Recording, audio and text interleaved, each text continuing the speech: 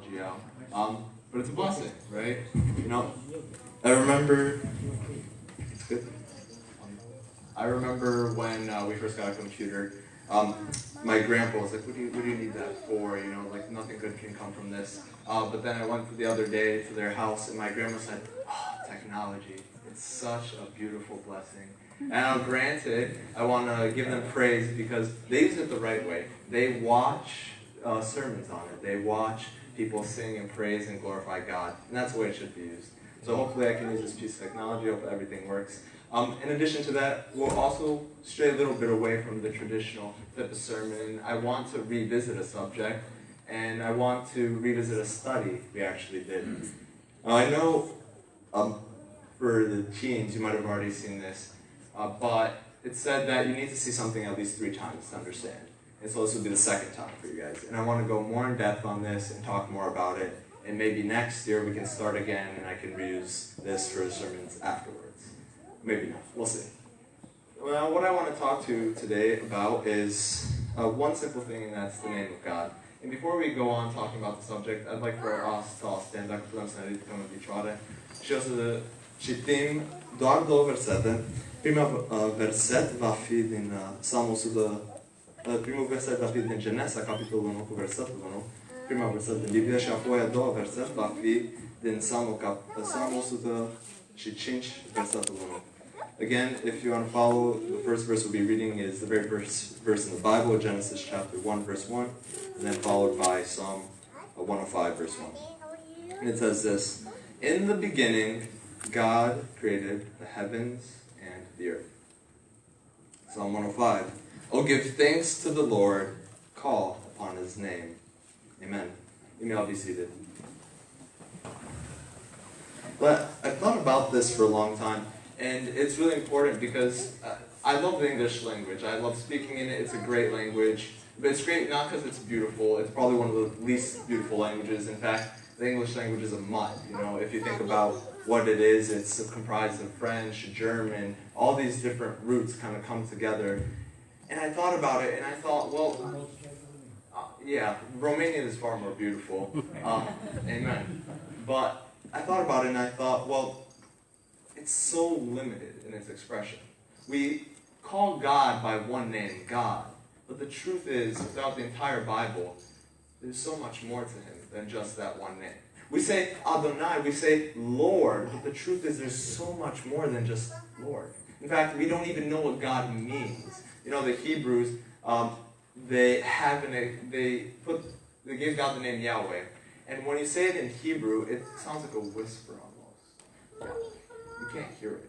And the reason why they do that is because just like God, you know he's there, but you can't quite say what he is. He's so powerful and great that you don't know what God truly is. But one day we will get to know God. One day we'll get to see his face in all his shining splendor. So, the names of God, Sam, could you pull it up?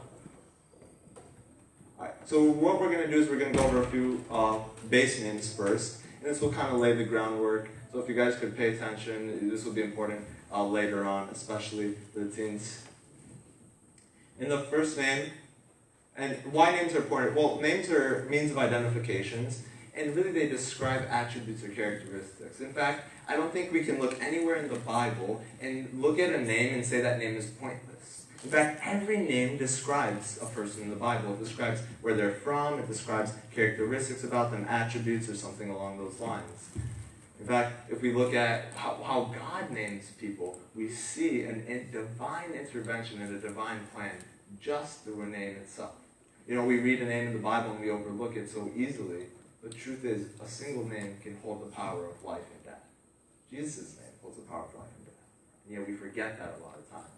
And in fact, God's name too can hold that power. In fact, if we look at the Bible, there's about 20 major names, and over the course of the next few months, we'll try to dive really deep into each one and see what exactly that means. First, we need to understand a few basics. There's Adonai, El, there's also Yahweh or Yah, and then there's also Jehovah. You know, of these 50 names, 6 we use the base El, and 9 we use Jehovah. So the base names, these are names that are key to understanding just the core of all the others God's names. So the first is El. El is a very generic Semitic name for God. It means a strong one. It occurs more than 200 times alone in the Old Testament, but that's not considering all the conjunctions. And we'll talk about one name specifically later on. Go ahead. Yahweh. And this is probably one of my favorite words, and we'll get to this eventually, but one of the names of God is just to be. A lot of times we forget that God is. I mean, there's no better way to describe him than just God. He is there. He's always has and always will. Go ahead, and we'll see later on too. We'll look specifically at one name, and that encapsulates that very well. Also, I apologize if we're going a little fast, but we're just trying to lay the groundwork, and we'll revisit these eventually. Go ahead, next one. Again, Yah is just a shortened version. And this is something I really want you guys to pay attention, especially. If you ever see that name, if you have like Elijah, for example, Joshua, even Hallelujah, that name always means Lord. In fact, when we add these names, we see that the people who have these names really reflect the characteristics of God. Elijah is actually God is Lord. Joshua is the Lord is my salvation. And fun fact, I want to ask the kids, do any of you guys know what Jesus' Hebrew name was? Joshua. Alright, Jaden and Nora, do you guys know, because I asked you guys that earlier. But yeah, truth is, even for Jesus' name, we say Jesus, we say Jesus, but the truth is that's not his real name. His name is Joshua. But Jesus is his Greek form. So if we take a time, just a second, to stop, analyze, and think about what that name actually is, we can see a lot more. And the last one is Adonai, and this is the plural of majesty. The singular Adon means master, owner, and this stresses man's relationship to God as a master, provider, and this term was actually used to place Yahweh. So the Hebrew people consider it so sacred, they don't even like writing it. They use Adonai to replace it. And you can skip the next one. This is Jehovah, but we'll come back to that once we get into other names. Alright, and the first name that I want us to talk about is Elohim. And this name is actually the very first name that appears in the Bible. And it's interesting because when we read Genesis 1, we don't, in any language, we can't really understand what it's telling us until we finally take a second back and realize, what's God being called? Here we just think God, in the beginning God created the heavens and the earth. But the truth is there's so much more, because Elohim actually is a plural. It's the first name of God, but it's also presented to us as a plural. You know, back in the Old Testament, you see Elohim a lot of times, and it also refers to plural gods as well, plural deities of the pagans. But in this context, it's not referring to pagan gods, that the gods created the heavens and the earth, but it's referring to one God, a three triune person.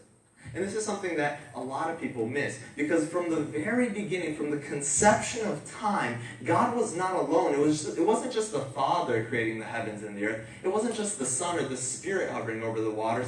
It was God all in his presence. From the very beginning of the Bible, we see that God is together and unified.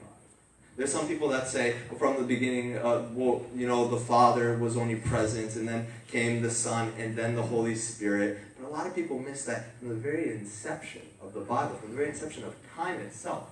It wasn't just one or the other. It was all three. God was, and is, and always will be. He was the same, and he will be.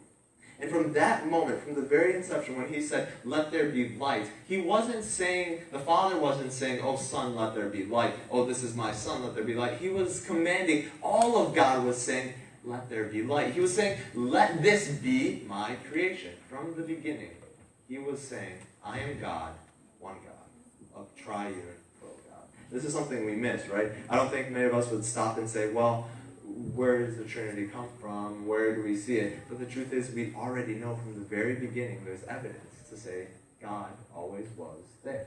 He always was three persons together. Now, it is specifically more the plural of El. In fact, if we look at it, it's, like I said, it's used to describe false gods, but also human judges as well. If you'd like to follow along, you could also read those verses. We see one mentioned in 1 Samuel 28:13, in John 10:34, and throughout the entire Bible as well.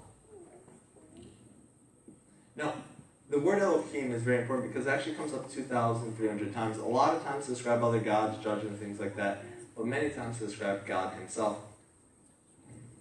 And if we look at it, we see a beautiful representation of three important characteristics of God. Now, if you remember at the beginning, I said that names are important because they describe attributes, they can describe places where they come from, but they can also describe characteristics. And the three characteristics here that we see from the beginning is that God is omnipotent, omniscient, he knows everything, and omnipresent, that he is always there. From the very inception of time, God was always there, omnipresent. This is the first thing I want us to look at, and I want us to unpack this name Elohim.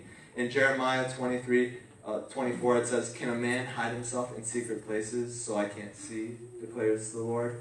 And a lot of times, I remember when I was younger, I would get in trouble and I would try to run from my dad, and I would go hide in the closet or go hide somewhere so he wouldn't give me bataya. And I knew if I waited long enough, he would stop being mad and I wouldn't get a bataya. You know, he'd be just a nice talking to, because his blood pressure would calm down and my mom would come. But you can't do that with God. You know, you can't hide from God. God knows all the time where we are. He knows when we're doing something good, and he also knows when we're doing something bad. God, from the very moment, was always there. He was there with the light. He was there with the dark. He was there with the mountains, with the waters, with all the animals. God was there from the beginning. Omnipresent. In Psalms 15:3, it says, "The eyes of the Lord are in every place, keeping watch on all the evil and good." A lot of times we think that evil things happen and God doesn't see. We think that we do good things, but God doesn't reward us. You know, same thing when I was younger. When I was younger, I remember a lot of times I would get into fights with my older brother, and it would be what I said versus what he said. And a lot of times Dan would win because he was older, and he knew how to articulate more. Or sometimes I would win because I would cry more. But God knows everything. God doesn't need us to testify before him. God doesn't need us to say, "Oh God, I was here and there and I was doing this for you." You know, like we like to come before our fathers, our mothers. We like to come before our brothers and sisters when they ask us, "Oh, why weren't you at church?" "Oh, I was at work," or "Oh, I was doing something important." But we can't make up excuses like that before God, because even if we can try to lie to somebody here, or maybe not even lie, but cover up, we can't do that to God. God is and always was everywhere. From the very beginning, he was there. Now what's interesting is a lot of people, you hear them talk about creation, and you hear them say, "Well, creation was started out of nothing, out of a big bang." And I said, "Well, you know what, I don't think that's true. But I do think they get one thing right, and they say it started from one point." I do think that's right. I think it started from one point, and that point was God. Because God was that point of creation. God started the heavens and the earth, and it was by his hands and his creation that we have the earth we do today. And now, I don't want us to think that this idea of omnipresence is just the Old Testament thing, right? We look at the Old Testament and say a lot of times, well, that's outdated, or maybe that applies to the Jewish people. But even in Colossians, Peter writes this. He says, "He is before all things, and in him all things hold together." God is the very God that binds all things by his power, because he's always there to hold them. And that's the next thing I want us to look at, is omnipotence. Now, I could go throughout the entire Bible talking about what God can't do. I could talk about the miracles when God parted the Red Sea. I could talk about how God was there with the Israelites when they exited Egypt. I could talk about how God turned bones into flesh. I could talk about every miracle and show you the power of God. But I think maybe the best way to sum up the power of God is one verse. "I can do all things through him who strengthens me," through Christ who strengthens me. God can do all things. Not just in the past, but now as well. God can do all things for us in today's world too. If we ask for healing, God can heal. If we ask for guidance, God can guide. If we ask for wisdom, God will give us wisdom, because God can. It's interesting because in Job, we see Job pleading his case, and I love the book of Job. It's a beautiful book. I recommend all you guys to read it, because there you really see the pain of someone going through it, and God comes to him, and you would think, you know, like God could come to him a million ways, but he comes to him in a very staunch way. He says, Job, you're a man. Where were you when I did all these things? Where were you when I created the beast, when I held the Pleiades in my hand, when I tightened Orion's belt? God responds to our concerns. You know, we think, God, help us. Can you do this for me, God? Don't ask, can you? Say, God, when will you? God, is this your will to do it? Because we should be thinking, not can God do something, but how will God get it done for me? Because when we call on His name, He will do anything. If it's His will, He will give it to us. If we ask and believe that it's already been given, we'll receive it. God can do everything, and He will. He's omnipotent. He can do everything. But the last thing is omniscient, right? God knows everything. As somebody, personally, I like to know a lot of things. Even when I was younger in class, I would get in trouble with a lot of teachers. I remember Miss Strandman in 2nd grade. She wrote on a card, or she told my parents, she said, James, you don't need to always be correcting me. You're my student, not my husband. You know, you don't need to know everything. But I do like to know these things. But no matter how much we learn, we can't learn a quarter, a fraction, a tiny sliver of what God knows. Because God knows everything. He knows what was in the beginning of time. He knows how He created everything. He knows how the stars are bound, how all these nuclear fissions happen in the skies. He knows how the waves go. He knows every little bit of hair on our head. But He also knows the depths of our hearts. He knows everything about the natural world, but He also knows everything about us as well. And this is what I want us to take away from this, is that there's a lot of power in one name. We see in the beginning, God, Elohim, created. We see in the beginning, God can, was, and knew how to do so. So, as we go on this journey of discovering God's names, and maybe looking at a few other names too, I want to encourage you guys, as you guys are beginning to read the Bible for this new year, stop, and every time you see God, every time you see Lord, every time you see a name, ask yourself, what is God trying to tell me through this name? Don't just read it saying, oh, this is Lord, this is God. But read it and say, God, what are you trying to show me about your character? God, who are you by declaring this name? God, what can I learn about your grace, your mercy, and your salvation? Because we can simply read that verse and say God. We can also read it and say Elohim. Was, is, and always will be God. Amen.